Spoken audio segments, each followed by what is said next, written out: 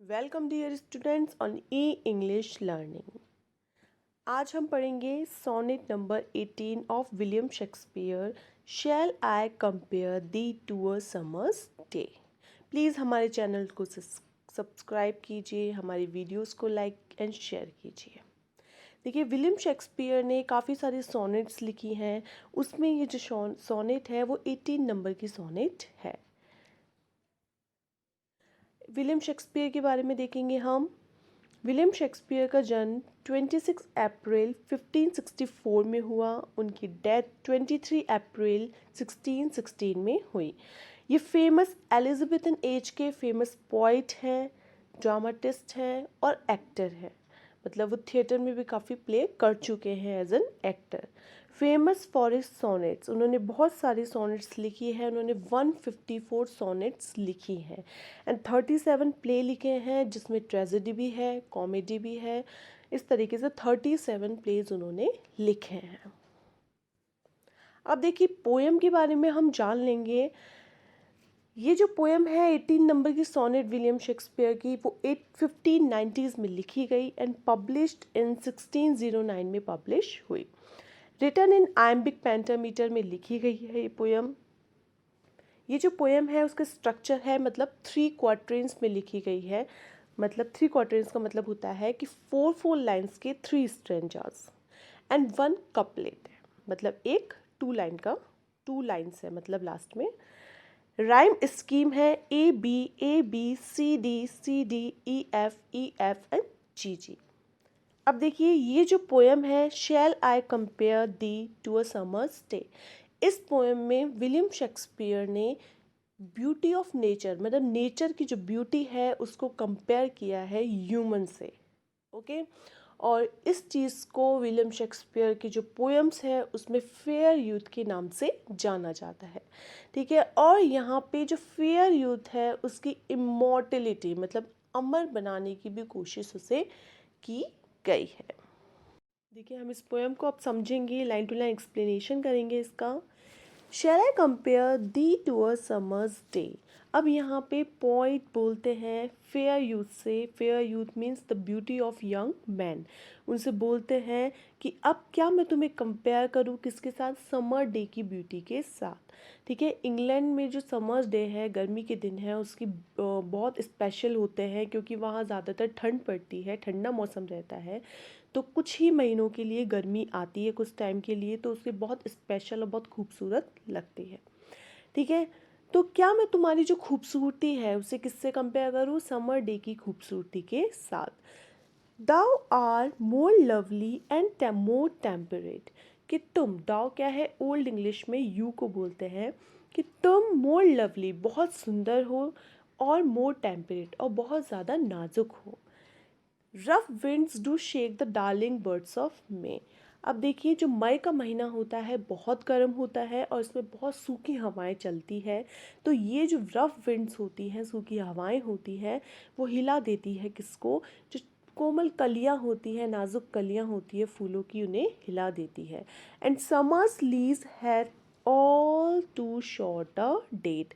और समर के दिन जो होते हैं, गर्मी के दिन वैसे भी क्या होते हैं, बहुत कुछ ही दिनों के लिए होते हैं, कम टाइम के लिए होते हैं। मतलब जितने भी सीजन्स होते हैं हमें पता है कुछ महीनों के लिए, कुछ टाइम के लिए ही आते हैं। ठीक है। Sometimes too hot the eye of heaven shines. कभी कभी तो ये जो दिन होते हैं, समर्स डे होते हैं, वो बहुत ज़्यादा गर्म होते हैं। The eye of heaven shines, क्योंकि जो स्वर्ग की आँख है वो बहुत तेज़ चमकती है। स्वर्ग की आँख किसे कहा गया है यहाँ पे, सन को, सूरज को, कि कभी तो बहुत तेज़ चमकता है और बहुत गर्मी रहती है। And often is his cold complexions dim, और कभी कभी जो उसका गोल्डन कॉम्प्लेक्शन होता है, कलर होता है सूरज का, वो बहुत डिम हो जाता है। कहने का कभी कभी तो बहुत तेज़ होता है, कभी क्या होता है, कम होता है। ठीक है। कभी ज़्यादा ठंड गर्मी होती है, कभी कम गर्मी होती है। And every fair from fair sometime declines, और हर एक सुंदर इंसान की जो खूबसूरती होती है, सुंदरता होती है, वो डिक्लाइन हो जाती है, मतलब घट जाती है, बाय चांस और नेचर्स चेंजिंग कोर्स अनट्रिम। या तो उसकी किस्मत से, या बोल सकते हैं कि यानी बाय चांस या तो किसी वजह से या फिर उसकी किस्मत से या फिर जो टाइम है उसके साथ साथ जो उसकी खूबसूरती है वो क्या हो जाती है, डिक्लाइन हो जाती है। अब देखिए विलियम शेक्सपियर आगे बोलते हैं फेयर यूज से, but the eternal summer shall not fade, कि लेकिन दाई मीन्स ओल्ड इंग्लिश में योर, लेकिन जो तुम्हारी इटर्नल समर है, इटर्नल समर मीन्स कभी ख़त्म होने नहीं होने वाली जो ब्यूटी है, खूबसूरती है, वो कभी फेड नहीं होगी। जो अमर ब्यूटी है तुम्हारी वो कभी फेड नहीं होगी।